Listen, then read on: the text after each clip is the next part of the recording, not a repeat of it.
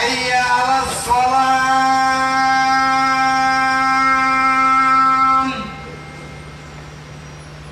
حي على الفلاح.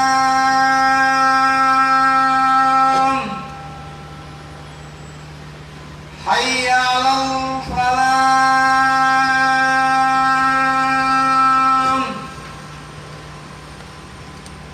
الله أكبر الله أكبر. لا إله إلا الله.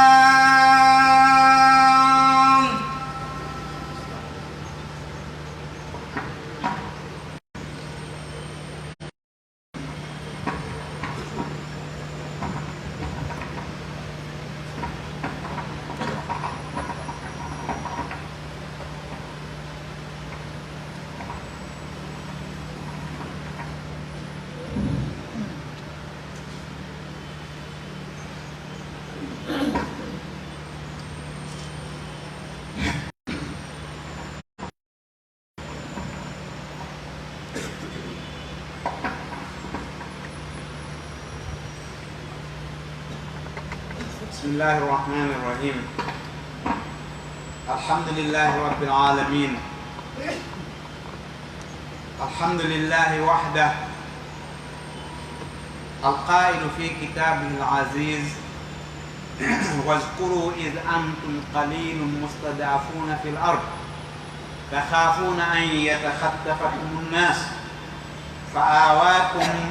وأيدكم بنصره ورزقكم من الطيبات لعلكم تشكرون. يقول العلامة محمد الأمين السنجيتي رحمه الله: إن من معنى هذه الآية أن طاعة الله سبحانه وتعالى والعمل الصالح سبب للقوة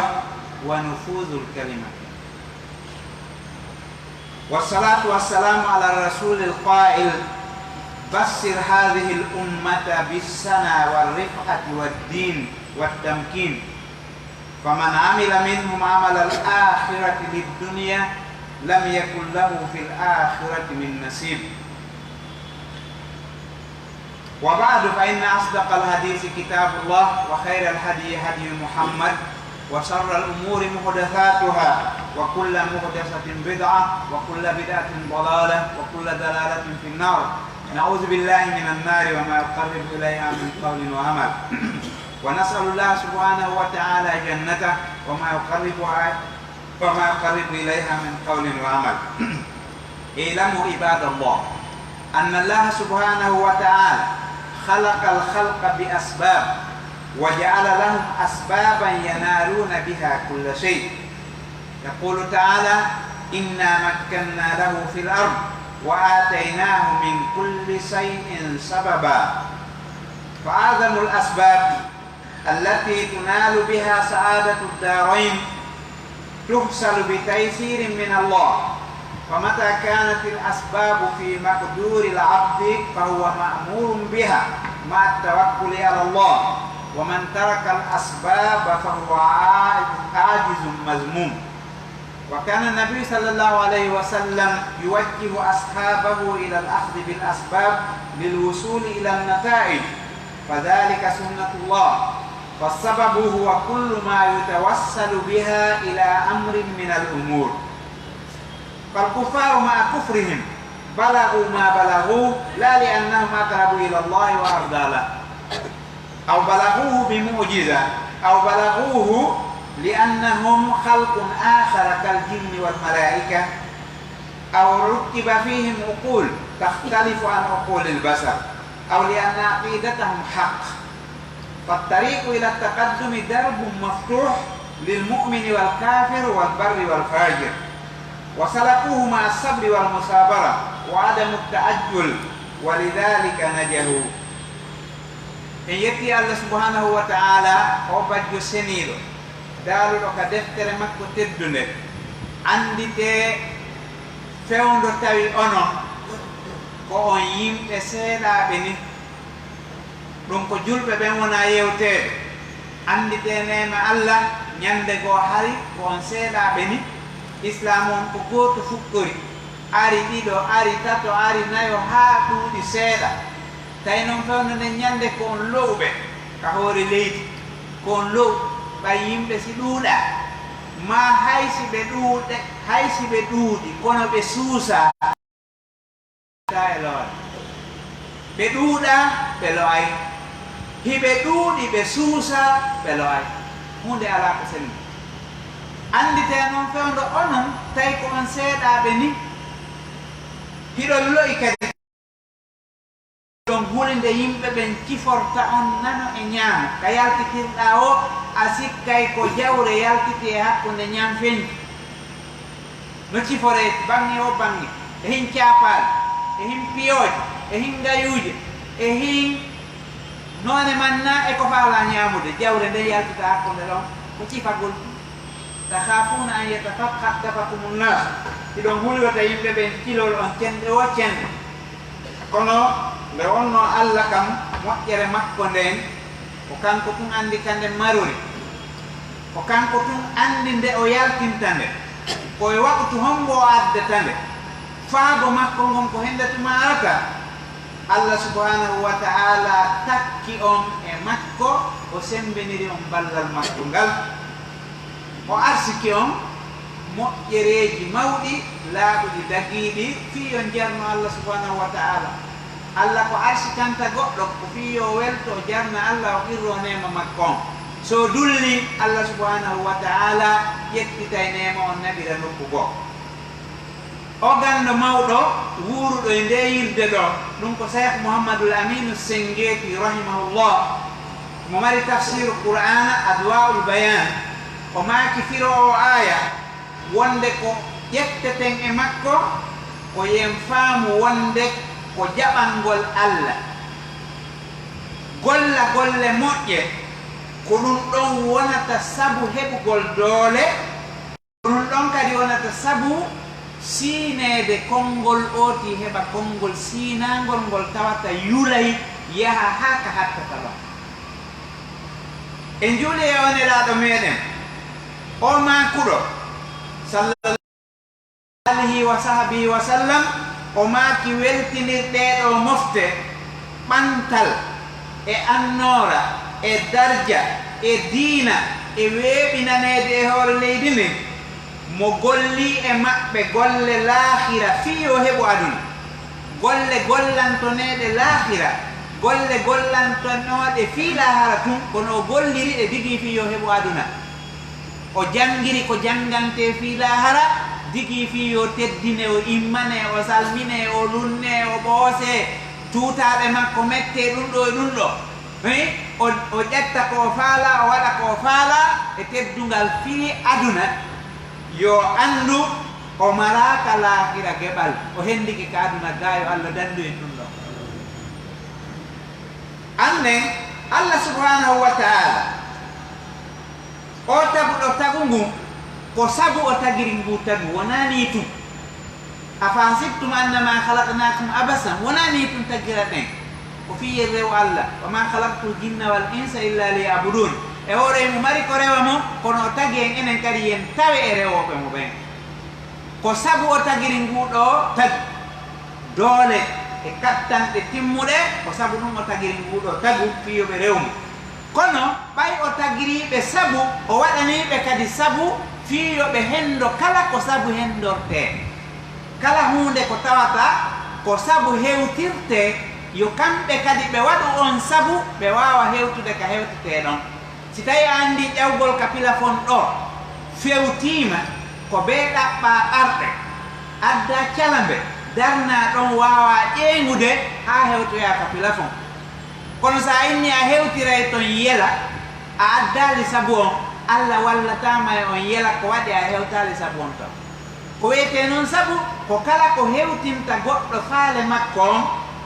tawa ɗum ɗon wawa mo yottinde nokku ka o faala hewtude ɗon o heɓa natija ɗum ɗon ko tagudi Allah ko sunna makko ko waɗi e hoore leydi ndin si tawi woni ɗen a weelama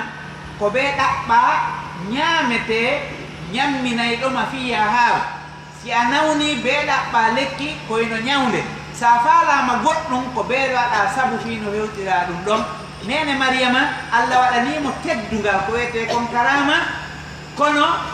allah yeetinomo yo memmin jullere nden si ndesama allah no wawno addude tun jullere yornude ala hunde o sammina tamaro e mayre kono o wino yo dimbuye koyno waɗi ɗum ko be sabu on dilline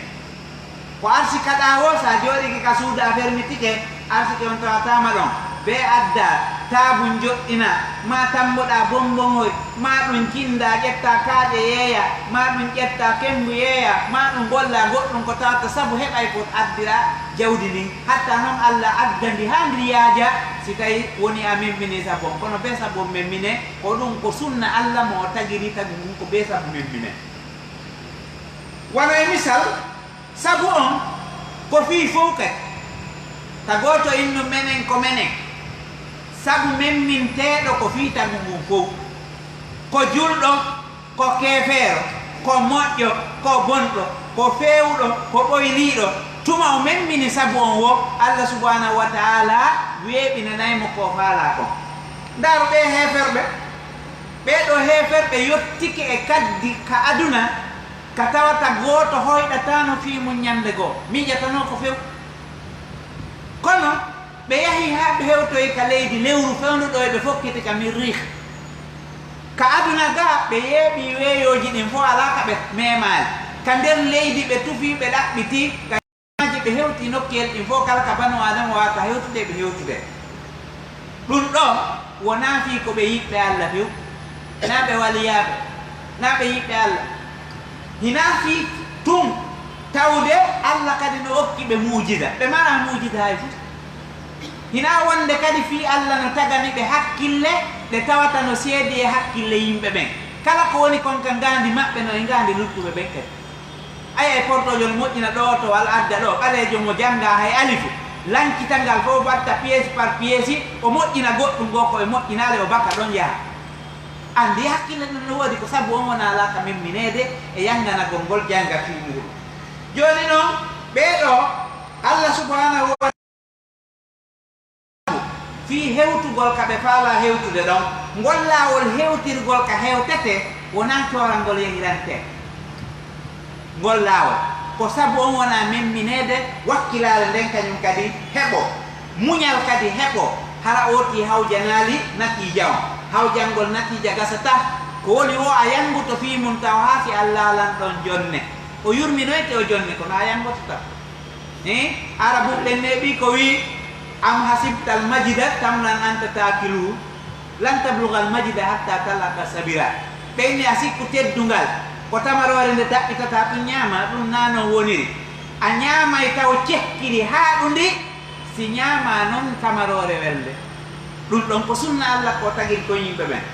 allah subhanahu wa taala okki ɓeɗo ka gurdan aduna himo daali aya sen taskikemo en tawa e ɗaɓɓuɗo aduna o wo heɓay o wi man kana yuridu lhayata addunia wa zinataha nuwaffi ilayhim amalahum fiha wa hum fiha la yubhasun si tawi goɗɗo ko aduna on e cuɗari aduna faala feere wo ala allah mooɓanaymo ɗum ɗon ha timma o ɗuytantamo hay fus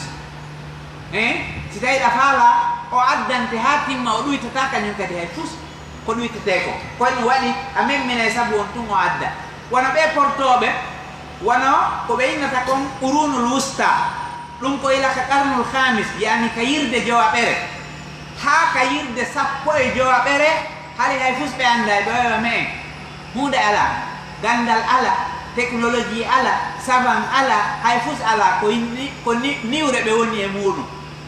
ila ɗum ɗon noon hewti ka yirde sappo e jowaɓere ɗum ko duuɓi temeɗɗe joyi e nogay fewɗo ɗo allah subhanahu wa taala waɗi ɓe wakkili ɓe yangi ɓe memmini sababuji ɗin ha allah on jonni ɓe ko ɓe heɓi kon fof e hoore keeferu maɓɓe mum fof e hoore angal tawhidi maɓɓe ndin fof e hoore bonere ñamaɓɓe nden fof allah subhanahu wa taala jonni ɓe ɓay ɓe memmini sabo koɓe memmini sabo on allah jonni kamɓe honno ɓe wayi si goɗɗo memmini goɗɗum o yahi ha e laawol o waɗi ihfaq ma wi'en o fogi o yahi ha e laawol o fogi o ronki hewtude goɗɗo no arde fuɗɗito ka o acci ɗon naɓira yeeso si on kadi fogi goɗɗo kadi ara fuɗɗito ka on fuɗɗi ɗon o naɓira ɗon ɗen ha ñande ɓeyi lawol o amma enen si goɗɗo fuɗɗike goɗɗum o fogi goto taƴitirta hella ton hande kadi haray ngol lawol ɗon taƴi haray toujours koyen wakkilo neɗɗanke taƴataka kono o memminay sababuji kala ka tawata no dimbiren Allah subhanahu wa ta'ala o wajimbini e jaati makko kin o daali wa kana haqqan alayna nasrul mu'minin ko wajibi e amen ko Allah waɗɗinta e jaati mum kin kanko e mo farla e jaati makko kin ko faala o daali no waɗɗi men ko wajibi e amen wallugol gomɗinɓe ɓen ballal ngal non wonde no tongo ballal ngal wonde no tongo e eɓɓore neɗɗanke on o waɗi neɗɗanke eɓɓore makko e eɓɓore Allah hina goto eɓɓore neɗɗanke on o miijoto ballal ngal tongike kono hala Allah kan no eɓɓi goɗɗum goo no eɓɓiri non hina non eɓɓirɗa no faalira non wona non faaliraɗa kono koko faala kon wata yaade waɗi himo suti ko a sutta mo andi ko a anda ballal ngal wonde goo no tongo e embere muyɗe makko ɗen hara an hiɗa jiɓi ko hen ɗon tongi ngal ɗon ballal kono kanko kan subhanahu wa ta'ala on e hikma makko on e ñeeñal makko ngal haray mo eɓɓi ko hende tuma ngal ballal arata ngal ballal si aroyi haray yiltowo ngal ala wonde ballal ngal no tongo hara ko hen woni sabu muɗum hara maadi mofte ɗen sindi mahama fewndo ɗon ndi yanayi o waɗi hara sibasi man heɓaki taw o acca ɗon wallude ha sibasi man heɓo ara sindi mahoyama ndi daroto sindi mahoyama ndi ñiiɓay sindi mahoyama ndi sembay hara an noon anda o waɗi an ko faalaɗa kon sabu ma ko jon jon jon kono Allah subhanahu wa ta'ala hara no mari ton goɗɗum go ko tawata a humpitaki fi muɗum kono noon kadi ballal ngal wonde go tongoto digi jarrabuye fiyo mofte ɗen jokkodiri e Allah ɓe anda wonde hen ɗum sifa aya arɗon ka suratu tawba wa zannu alla malja'a min allahi illa iley ɓe anda hay nokku alaka tawata a takkoto joñoɗa bakoɗa ɗaɓɓira faabo si wona Allah meɗen fawi do e moɗon awa do meɗen halfini e moɗon awa de meɗen hoolori on ɗum nafata ko Allah hoolorte ko Allah takkete ko Allah wallata o dillina sabu on Allah subhanahu wa ta'ala walla ko woni wo wonde goo ballal ngal no tongo kañum kadi fi hen ɗum hara walleteɓe hoore mum ɓen immorde ka Allah wallowo on hara tooñe maɓɓe e fenande maɓɓe ɗum ɗon hara feeñanali taw jama o wonɗo jaggitude on hara tooñe makko ɗen e jaggitere makko nden e ellaji ko rondi kon feeñanali taw jama on Allah acca ha ɗum feeñana jama on si ballal makko ngal ara fewndo ɗon hara wonɓe jampitorde ɓen ɓen ɗon ɗen heɓali faale muɗum o ha ɓengana yimɓe ɓen haray ka raɓɓinɗingol no jeeya e sababuji ko Allah wallirta yimɓe ko wiyete a taqwa kulol Allah kulol Allah ɗum ɗon ko sabu ko Allah wallirta yimɓe ɓen kulol Allah noon iɗen andi kala mo koɓe ɓen yewti fi mum ha ila ka sahaba ha tabiina ha ka fewndi ɗen ɗo kono ko wiyete kon kulol Allah tigi tigi no metti memude ni no metti waɗude ko en no waɗi accugol ko haɗa weeta bimbi ha kikiɗa fenani weeta bimbi ha kikiɗa ño'al weeta bimbi ha kikiɗa kansal yeesa bimbi ha kikiɗa añanali weeta bimbi ha kikiɗe a waɗali baddi ha ɗi piiji haɗaɗi ɗi no metti accude ko yamira kon juulidenen no heewi tew kono si yaltama mo ɓe si hewti ka mum atta o holla son makko on par ce que mo sikkude wonde dewal ngal diina kan ko argol tun juula hoota sa juuli a hooti sa kansa hatta yiltitoɗa e kansuma sa fena yiltitoɗa e fenande si tawi ko a bonno yiltitoɗa e bonnere ma nden haray ɗum ɗo fof jeeyaka e kulol Allah dina kam ka fo ka jettete ina jettirgo sengo hawkirango ya sengo haray Allah subhanahu wa ta'ala himo dal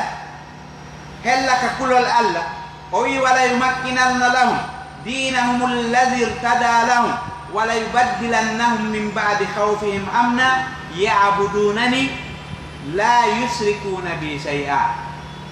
o inni Allah fodi o ayat ka suratul nur won o fodi gondimbe ben wonde o weɓinanayi ɓe diina maɓɓe kamɓe waɗira kano ɓe faalira hara goto arata inna ɗo ɗen debbo tiggata ko ma debbo watta ɗum ɗo ma gorko watta ɗum ɗo ma gorko watta ɗum ɗo ɗum ɗo ko Allah wi kon hara ko ɗum waɗate goto wata dartade diina ka o yarraniɓe kam o wattitanaɓe kadi ɓaawo kulolngol hoolare hanki no hula hande ɓutto ara ko hoolo kono noon no wayi wasi ko sarti o addi yo ɓe rewan ɓe wotinɗinanmi ɓe anda ko min woni fof komin tagi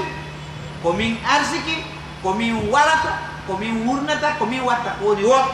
mi waɗani on noon saabu ko min minoron fi waɗangol on ko watton ko kono noon la yusrikuna bi ɗaɓe sirkana sirku façon ji ɗin fof no harmina sirku toso ko e njiyan sirku wirniɗo e feeñuɗo fopp muɗum ko harminaɗi kala mo ko ɓe wi tamkinu din innama huwa tamkinuhu fil qulub weeɓingol dina kan ko ka ɓerɗe weeɓata taw ɓerɗe ɗen laaɓa gurdan ɗum kon fo yaada e moƴƴere e nunɗal e moƴƴingol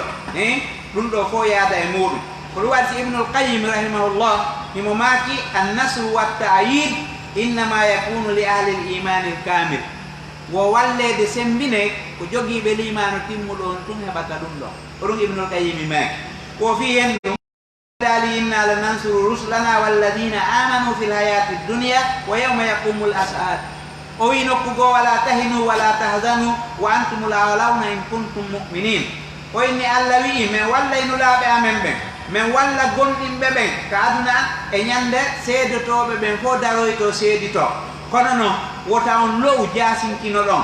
wota on suno sikkon Allah subhanahu wa ta'ala ɗawi on ko fodi on kon ko on foolayɓe si tawi woni ɗen ko gomɗinɓe o wi kanko ibnul qayyim qayyadallahu ta'yida bil iman Allah tongiri sembinede on sabu liman haray kulol Allah ngol ko ɗum woni sabu kala moƴƴereji heɓotoɗi ɗin ko ɗum ɗo yolɗinta kala sattendeji ɗin ko ɗum waɗi si Umar bun Abdul Aziz rahimahullah o makono attaqwa laysa bi qiyami llayli wa siyami nnahar walakin bi adai lfara'idi wa tarki nnawahi faman ruzika bada dhalika khayran fa huwa khayrun ila khayr Umar bun Abdul Aziz khamisul khulafai rasidin o maaki hey kulol Allah wona walugol nafude ma ñalla horude tum ko tottugol farillaji ɗin ha gayna yilto acce haɗaɗi ɗin few si tawi noon Allah arsi ko yima batte ɗum ɗon waɗugol naafilaji e waɗugol moƴƴereji goo haray ko moƴƴere hoore moƴƴere haray ko moƴƴere hoore moƴƴere no woodi woɓɓe ñawlotoɓe ɗo waktuji ɗin fof fana hewta o juulata alansara hewta o juulata nami o kippi futro heewa o juula may naafugol nafata hay fof sa waɗali farillaji ɗin ko watta naafilaji ɗin nafata no woodi woɓɓe heɓa eɓe jawdi heɓa ngaluyaji ngu salo ittude zakka fes ka haaju social yani o ya itta ɗon ɗen 50 000 100 000 inna ɓe inna wono moƴƴi hus nafata sa ittali farilla on naafila on jaɓatake haray koye kuydan wonɗa no jeeya e sababuji ɗin al amalu salih golle moƴƴe ɗen ko ɗum addata yo a won waliyu Allah ko ɗum ibnu hajar al asqalani rahimahullah o maaki al muradu bi waliyillah al alimu billah al muwadibu ala ta'ati al mukhlisu li ibadati faman taqarraba ila Allah bil fara'id wa tahabbaba ilayhi bin nawafil wa wala fihi wa ada fihi wa ata fihi wa mana fihi fa huwa minhu ibnu hajar o maaki kombo wiyete waliyu Allah o maaki ko anduɗo Allah liƴmi e ɗoftagol Allah laɓɓini dewal Allah o ɓattori Allah farillaji ɗin o ɓattori Allah naafilaji ɗin ha Allah yiɗimo o yilti o yiɗiri ko faala yidde fi Allah o añiri ko añata fi Allah, o okkiri ko okkirta fi Allah, o ɗawiri ko ɗawirta fi Allah, haray on ɗon tawama ka waliyaɓe haysi ko wali haysi ko hono mi piirali ngal misal fi ɗen golle no añini kono ko golle ɗe tawata no yawna hakkude yimɓe ɓe mbaye miijoto ko yange golle hoore angal heɓugol hara ko ɗum tigi woni ko ɗaɓɓete ko mono heɓirde ɗum ɗon haray on no wuuri halal no gasa ko on duwoto jaabo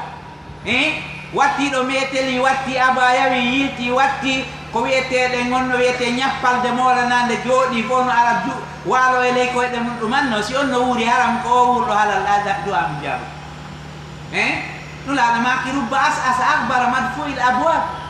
law aksama alallahi abarra no woodi woɓɓe ko hara hoore nden no fungiti no sanki to ka yaltitirɗa on watti liñcoy a hewta tumɓe na feƴƴitirto ɓeppintinoyo to koyno adduma hara ko on tigi jooɗo Allah jaabo hano no woodi koyno waɗi ko iman o e ikhlas o ɗuɗo ɗen ɗaɓɓete neɗɗanke imamu alhasan albasri rahimahullah kanko ko tabi'ijo o wiyatake radiyallahu anhu ko rahimahullah o wi'i innama yansuru llahu hadihi l umma bi du'afaiha wo Allah no wallira ɓeɗo mofte sabu lowɓe maɓɓe ɓen bi da'awatihim wa salatihim wa ikhlasihim du'aji maɓɓe ɗin kañum e julɗe maɓɓe ɗen e laɓɓingol maɓɓe golle ɗen hay noon golle ɗen ko ɗaɓɓete muɗum ko golle moƴƴe hara kadi ko ɗe duumoto e muɗum no ƴeeya e sabu duumagol golle arraja'u wal hujj jortagol ka Allah e yiɗugol Allah e hulugol Allah e du'agol toro Allah e wondugol e moƴƴuɓe ɓen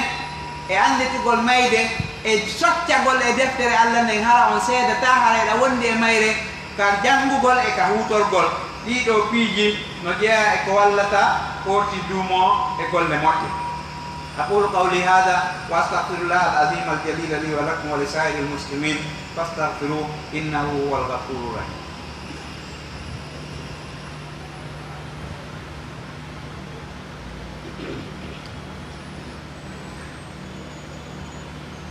الحمد لله رب العالمين والصلاة والسلام على أشرف الأنبياء والمرسلين وعلى آله وأصحابه ومن اهتدى بهديه واستنى بسنته إلى يوم الدين haray no jeeya e sababuuji wallay haa neɗɗanke hewta e faalen ko wiyete addu'a sababuuji ɗin ɗiɗi duuɗe ɗiɗi e capanɗe kono ɓurɗi himmude ɗin ko liman e taqwa e amalu saleh e addu'a e darotoɗo seeɗa ka du'a du'a no jeeya e ko wallata neɗɗo julɗo gomɗinɗo Allah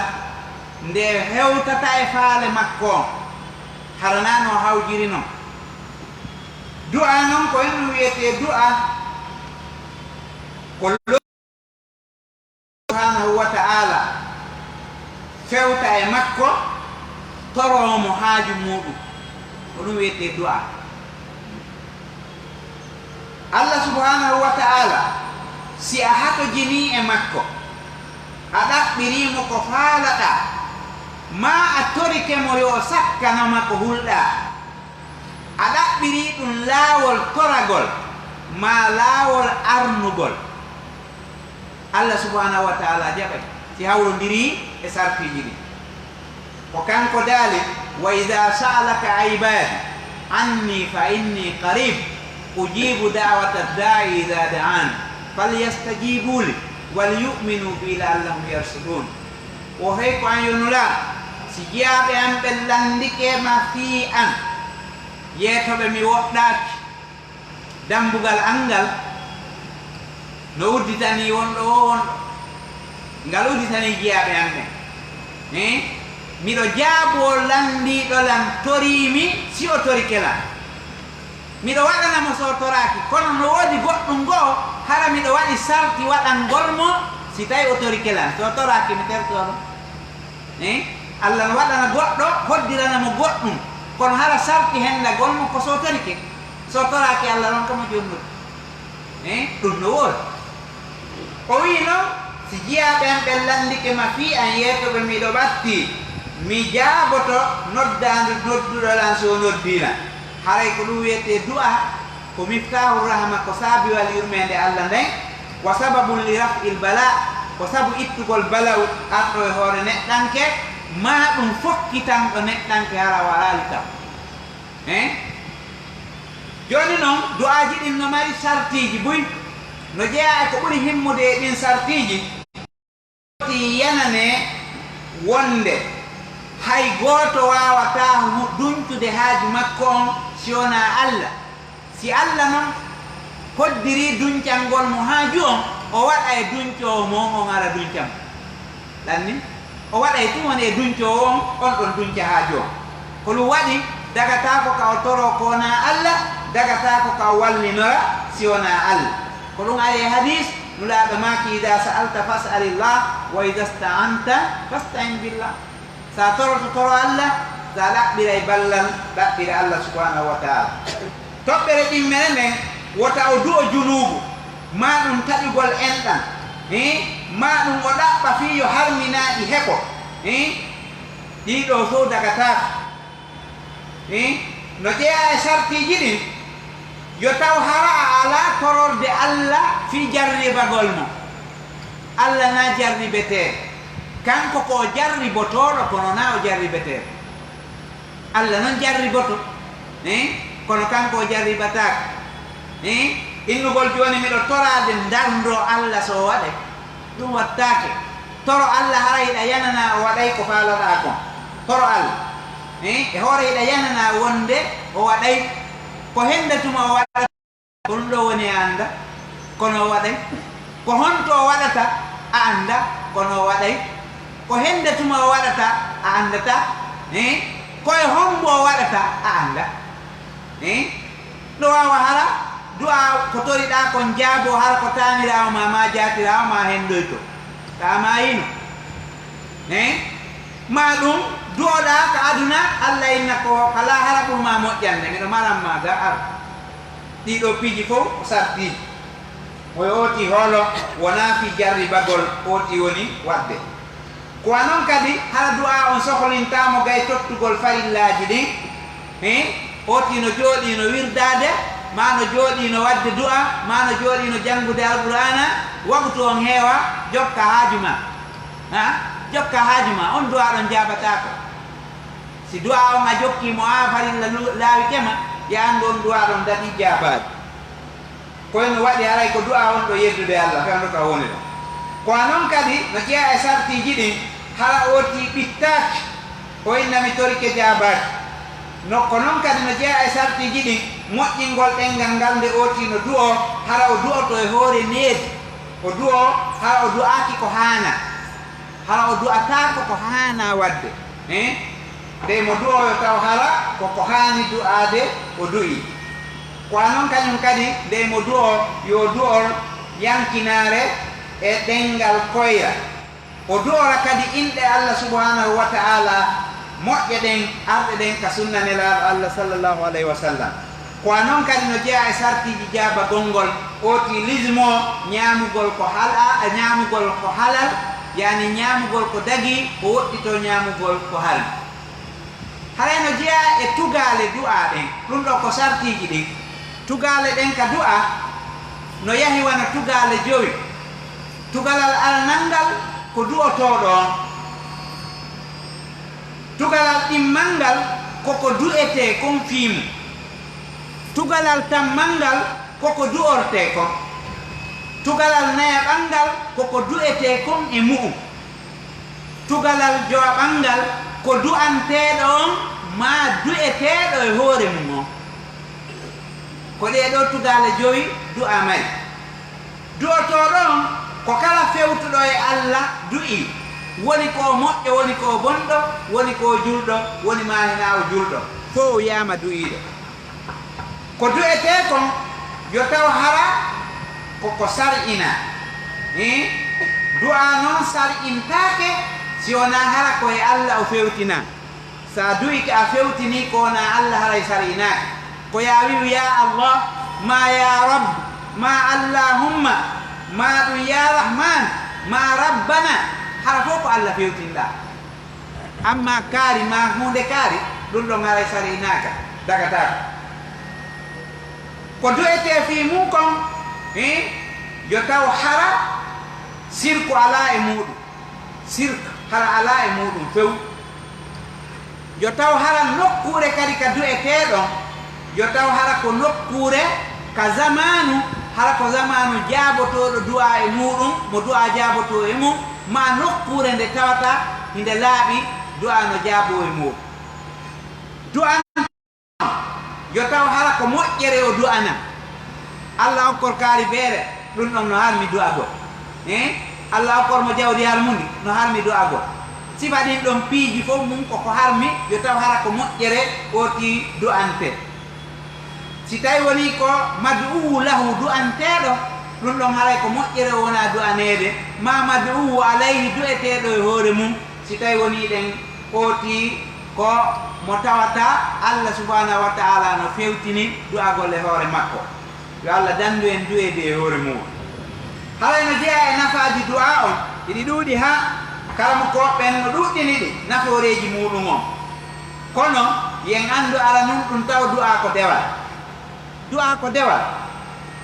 ɗiɗa ɓurɗum e nafooreji ɗin oti sohlina himɓe mum on jantagol inde Allah o wakkilo o duumo e mum o tappa baafal ngal ha tuma Allah udditi o taw inno ila duuɓi sappo ni miɗo du'ade mi rum o du'a ha maaya ma ha Allah waɗa ko falɗa kon wota inno mi du'ike mi ronki du'a ronkatake ko ya tappu ha tuma uddita o si goɗɗo ari ɗo honki baafal honki wonɗo nder ton on yeƴƴitoto joni inna ndaren ko woni honkude kono so honki ndewote o yeehi no gas ronka gasude ara muɓɓe ginna e man tarakal baba wa lajja walija mo tappi baafal o duumike mum ha ndera o naata ɓennayi o no soñji o naata haray Allah subhanahu wa ta'ala no suuɗi moƴƴereji nayi e nder piiji nayi himo suuɗi yalla e makko on ka ɗoftagol mo ko ɗum waɗi wota yawi to moƴƴere ko ndefanɗi o ko ndefanɗi a anda si ko nden ɗon woni yalninde Allah ko noon kadi himo suuɗi tikkere makko nden ka yeddugol mo wota yawo geddi ko ɗi fanɗi o a anda so tawi ko ɗin ɗon tigi tikkinta Allah subhanahu wa ta'ala ko noon kadi Allah subhanahu wa ta'ala no suuɗi waliyaku makko ngun ko ɗum woni heftugol mo yiɗa walla faabo e yimɓe ɓe a anda fi mum ka jiyaɓe makko ta yawo jiyaɗo o jiyaɓe tagaɗo o taw yawo mo few teddin mo yiɗa ko noon kadi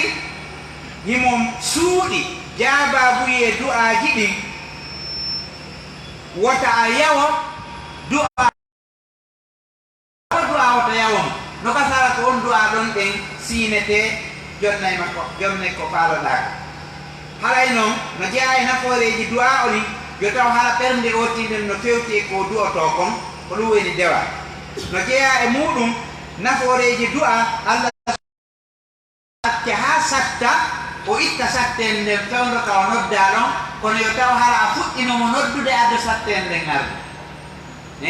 fewndo ka hoyi ɗon ko fewndo ɗon noddata sattay tun halas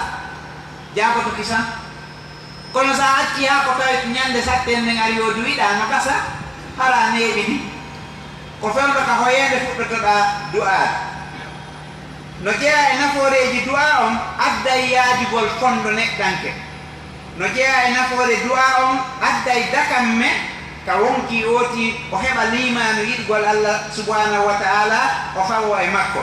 ko ɗum waɗi si cheikhul islam ibni taymiya rahimahullahu o maaki no jeeya e nemaji Allah timmuɗi addugol sattende e hoore jiyaɗo digi fi yo jooño e Allah subhanahu wa ta'ala si Allah hoynanima tun a andata sattede no muusi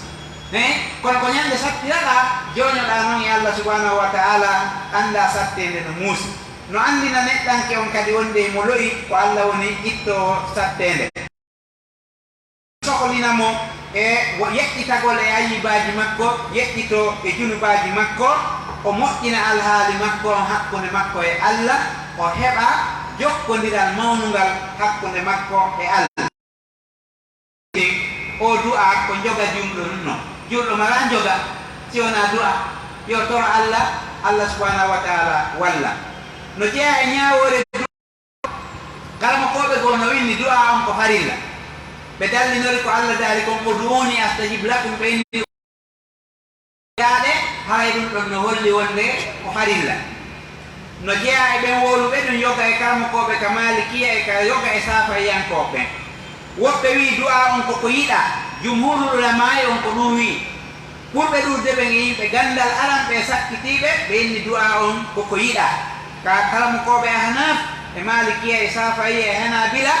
kanyum e yoga e kala mo ko be go be inni o Allah subhanahu wa ta'ala no dalika hadithul qudusi man sagalahu zikri an afdala mimma uti sailin si janta gol inde Allah sohli ni ma gay du'a gongol Allah okkorte buri ko okkorta wonbe du'a debe kala mo ko be go wi wonde du'a nyaawore mudum no yaadi e nyaawoje kelle fiye en jowi no wana wonde no waddi no wana wonde harako ko yida no wana wonde go hala no anya no wana wonde go hala no harmi no wana wonde go hala no dagi waɗɗagol du'angol ɗum ɗon no feewi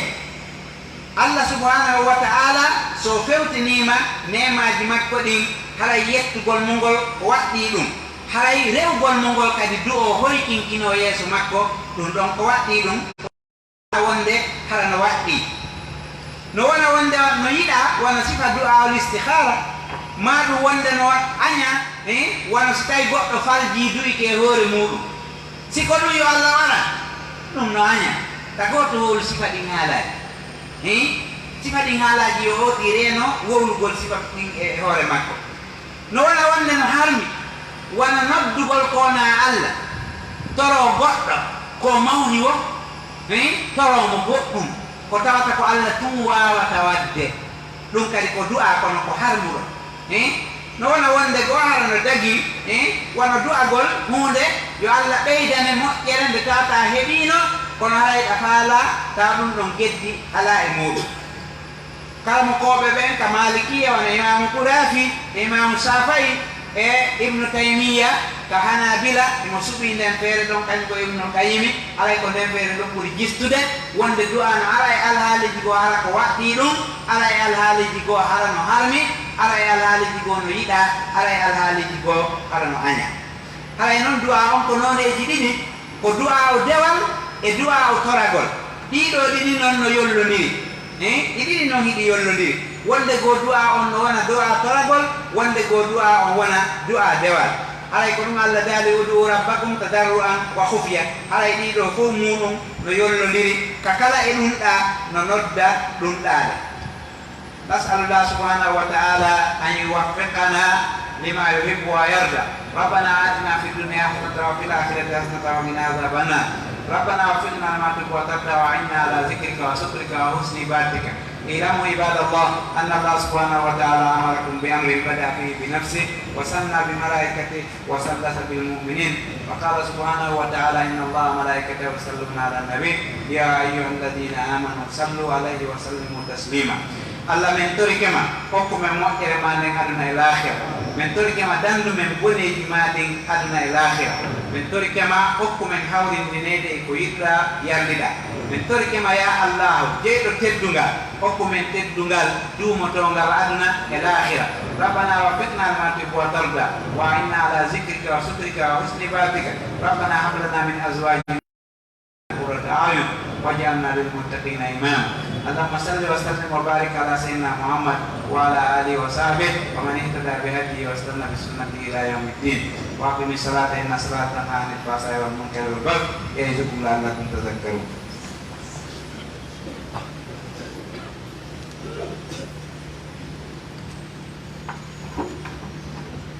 الله أكبر الله أكبر أشهد أن لا إله إلا الله أشهد أن محمدا رسول الله حي على الصلاة حي على الفلاح قد قامت الصلاة قد قامت الصلاة الله أكبر الله أكبر لا إله إلا الله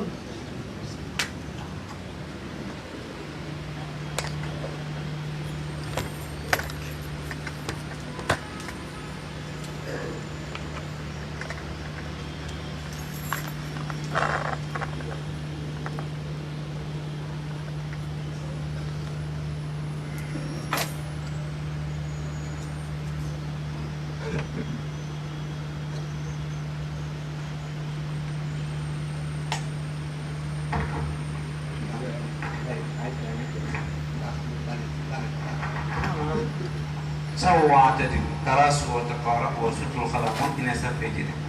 سووا فكنا يسفي هنا يسلم جدا بقى سير أنا أنتبه لو قلت فيه فك سير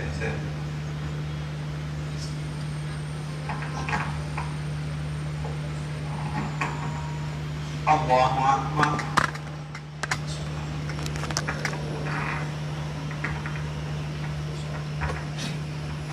الحمد لله رب العالمين الرحمن الرحيم مالك يوم الدين إياك نعبد وإياك نستعين اهدنا الصراط المستقيم صراط الذين أنعمت عليهم غير المغضوب عليهم ولا الضالين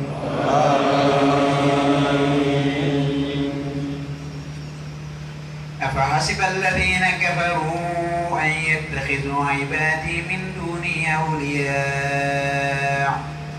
إنا أعتدنا جهنم للكافرين نزلا قل هل ننبئكم بالأخسرين أعمالا الذين ضل سعيهم في الحياة الدنيا وهم يحسبون أنهم يحسنون صنعا أولئك الذين كفروا بآيات ربهم ولقائه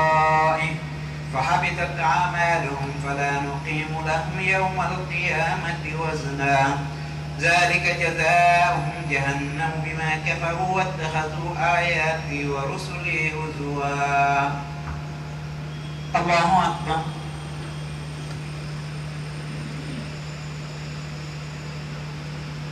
سمع الله لمن حمده الله أكبر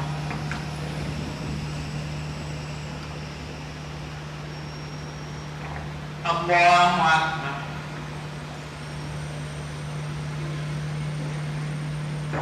الله أكبر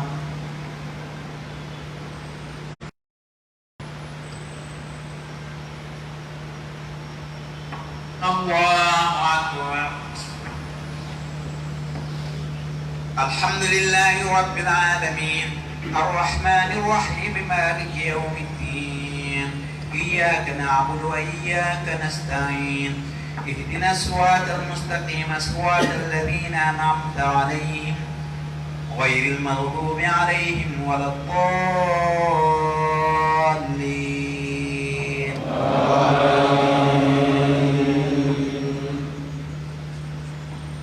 إن الذين آمنوا وعملوا الصالحات سيجعل لهم الرحمن ودا إن الذين آمنوا وعملوا الصالحات سيجعل لهم الرحمن ودا فإنما يسرناه بلسانك لتبشر به المتقين وتنذر به قوما لدا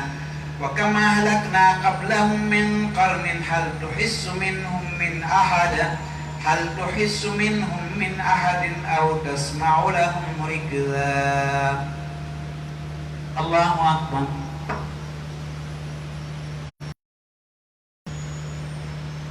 سمع الله لمن حمده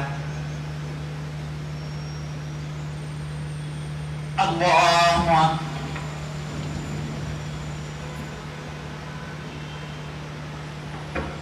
الله أكبر الله أكبر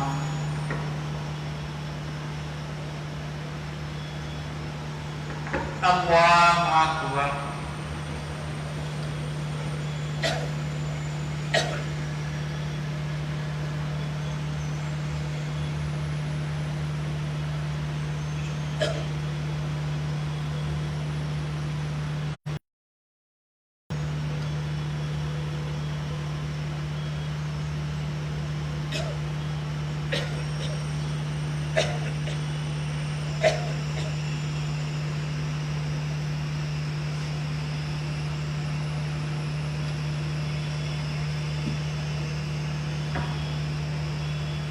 السلام عليكم ورحمة الله. السلام عليكم ورحمة الله.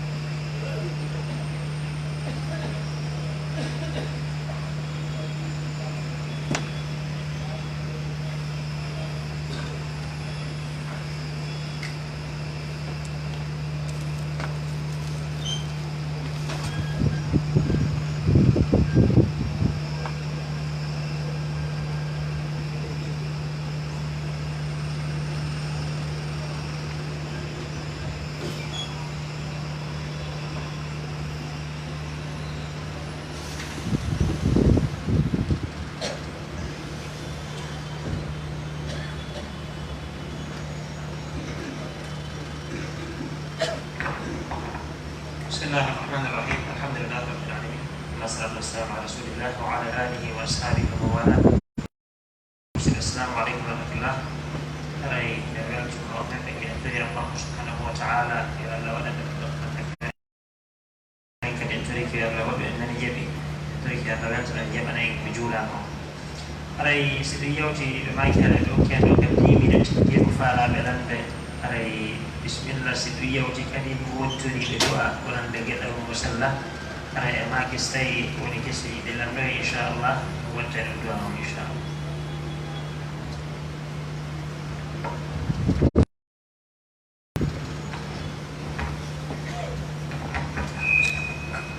Pangilan langgar ko mabangal julda sikai wana oti juli geje onde anne o juli sabi juli tunga imo ijemma onari o katan sabi dino odano ha subaka juli ara o awali imane ara nyawar asal Islam. Bismillahirrahmanirrahim. Alhamdulillah, salatu wassalamu ala Rasulillah wa alihi wasallam. Aray wanande witiri on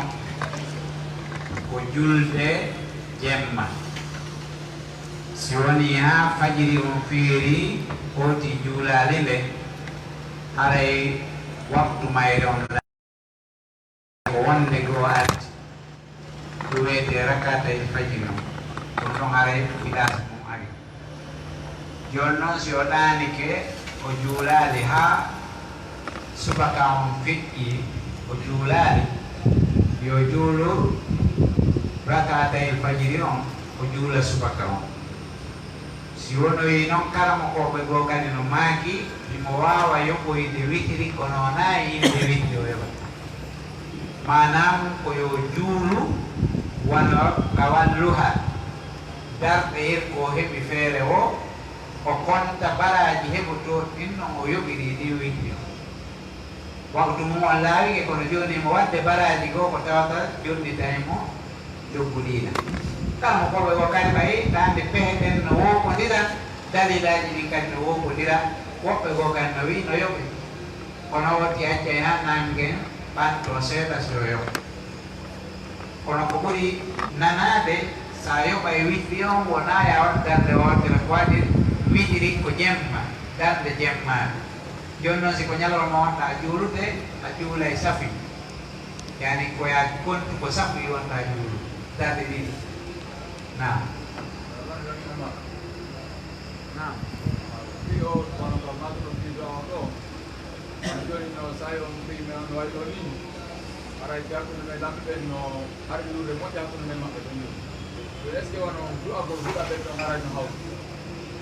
oɗo ko landi wonko si du'agol huɗa woɓɓe ɓe oti gonti ko ay si tawi no haani haray tagata ko few huɗataki ta goto a anda kuddi ko honto yaata a anda ko honno ndi yarata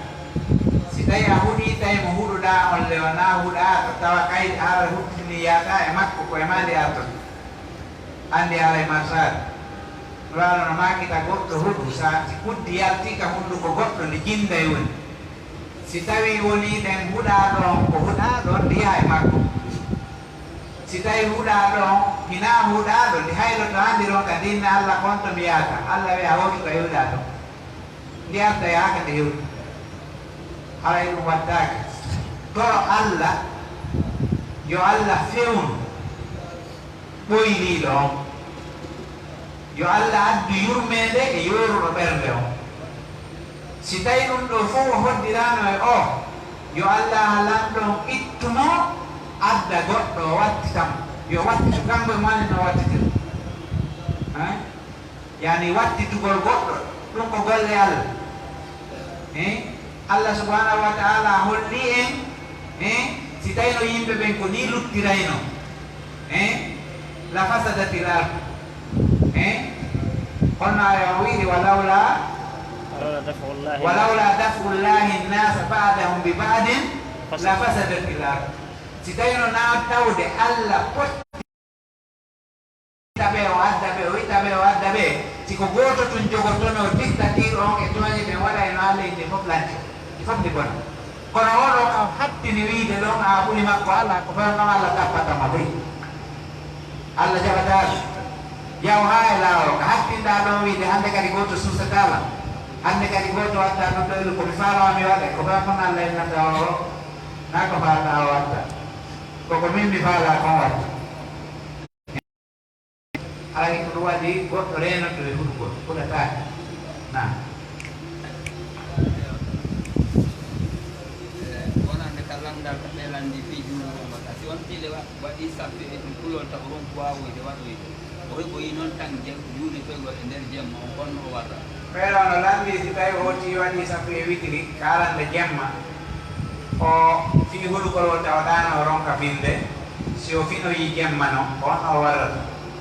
hay si tawi a juuli sappo e witiri si ɗaniɗa Allah okkoroyima fajuhum a fini ta subaka on a naafi a naafay ha ka ronkuɗa o kono wiɗɗi on a finditata ko mande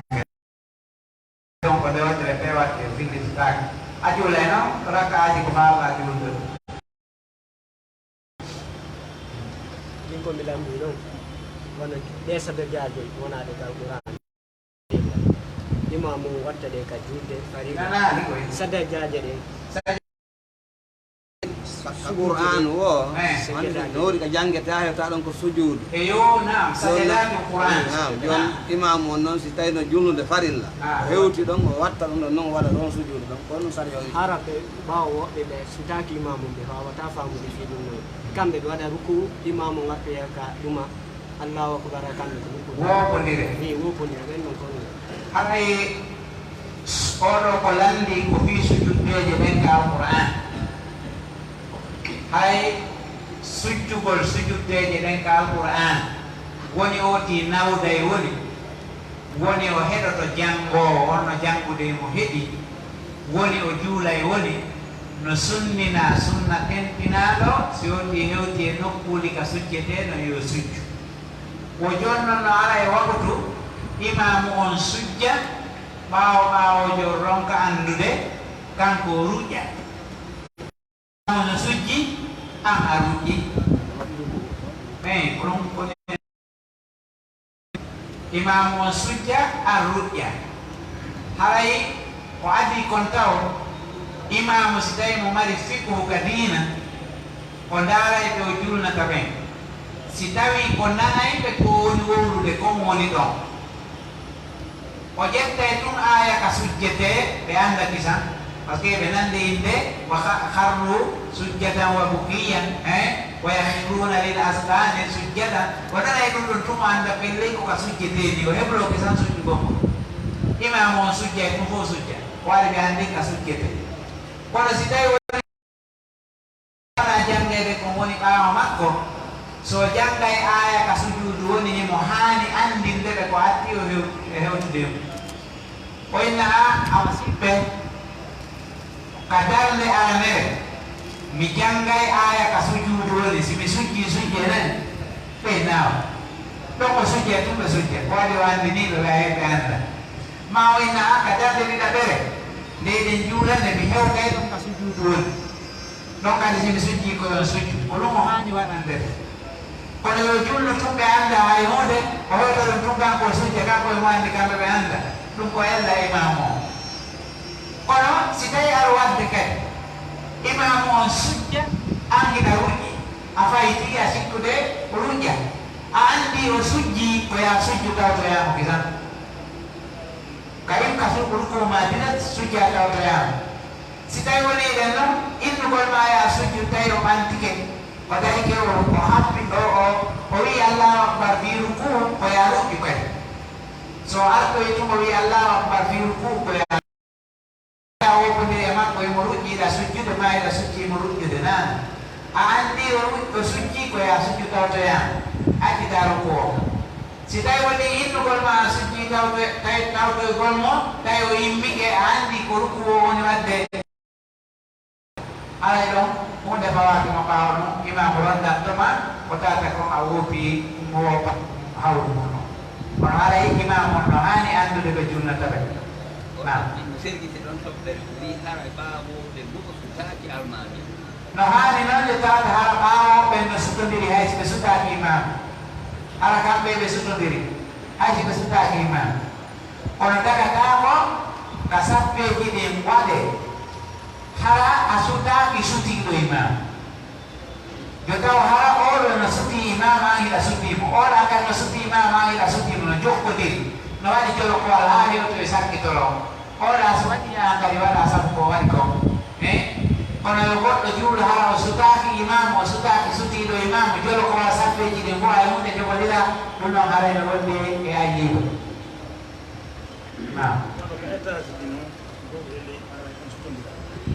na ko woni ko mara étasiji ɗi communication ko tawata andira e suugol wonde goɗɗum waɗama nokkeli ka julteno ko ɓoy mara yolde no woodi kono ɗo ni ara jolɗum no woodi hayi ay muya man ma micro on kono micro on tugatake ɗanade kadi jogiiɗo mon tigiɗa wawi ɗanade ma eɗa wawi mayde ɗum honno wawi na sonnajo ƴettama woni juuɗe ɗiɗirɗum makko e mon makko e ɓe ɓe mbawi sonnajo ɗo tigi hoɗi